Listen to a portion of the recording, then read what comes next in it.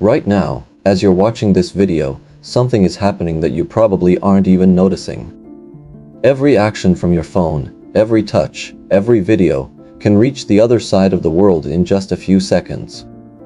But this communication does not come from space, satellites, or the sky. Most of the internet is carried through fiber optic cables laid on the ocean floor. Thin glass cables stretching in complete darkness, thousands of meters deep. So how is this possible? How does the internet pass beneath vast oceans and connect the entire world? And most importantly, how does this system keep running continuously and reliably? When we think of the internet, most people imagine wireless signals, satellites, or invisible waves. But the reality is based on something much more physical. Because more than 90% of internet traffic is transmitted through underwater fiber optic cables. So right now, while you're watching a video, sending a message, or scrolling through social media, most of the data is traveling under the ocean. Through an invisible infrastructure beneath the waters where whales swim and ships travel. So how does it begin? Imagine you type a message, you write hello and send it. For you, it's just a word, but for the system, it becomes data split into small digital packets. Each packet carries destination information, like a shipping system. These data first turn into electrical signals in your phone. Then they enter fiber optic cables. Inside these cables are glass strands thinner than a human hair. And information travels through them as pulses of light. Yes, that's correct, the internet works with light. Laser-like light signals travel through the cable by reflecting internally, allowing incredible speeds. But the real question is, how does this light cross the ocean floor? This is where massive engineering comes in. At the coasts of continents, there are large data centers and landing stations. The fiber cables start from here and are loaded onto special ships.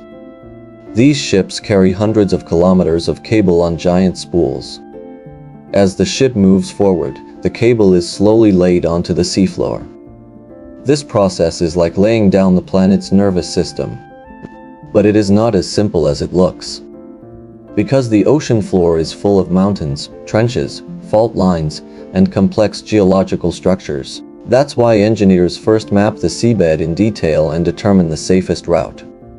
Near the shore, cables are usually buried under the seabed because the highest risks exist there: ship anchors, fishing nets, and human activity. In deep oceans, however, it is different. There, cables are mostly laid directly on the seabed because these areas are rarely disturbed. Now think about this. The video you are watching might be coming from thousands of kilometers away. From different continents, different data centers, but all part of the same global network. So what happens if these cables break? It is rare but possible. Ship anchors, earthquakes, seabed landslides, or human errors can damage these cables. When this happens, internet connections may slow down or outages may occur in certain regions. But here is the interesting part: the exact break point cannot be seen directly.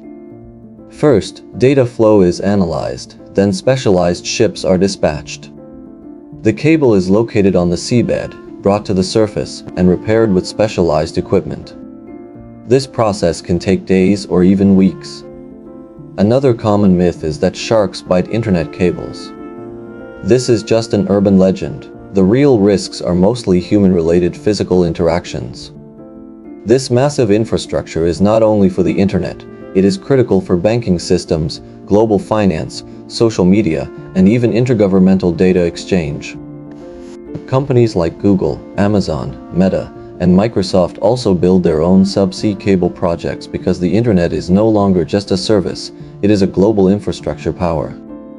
Even though satellite internet systems like Starlink are developing, they are very unlikely to replace submarine fiber cables because those systems still offer the highest capacity, speed, and lowest latency.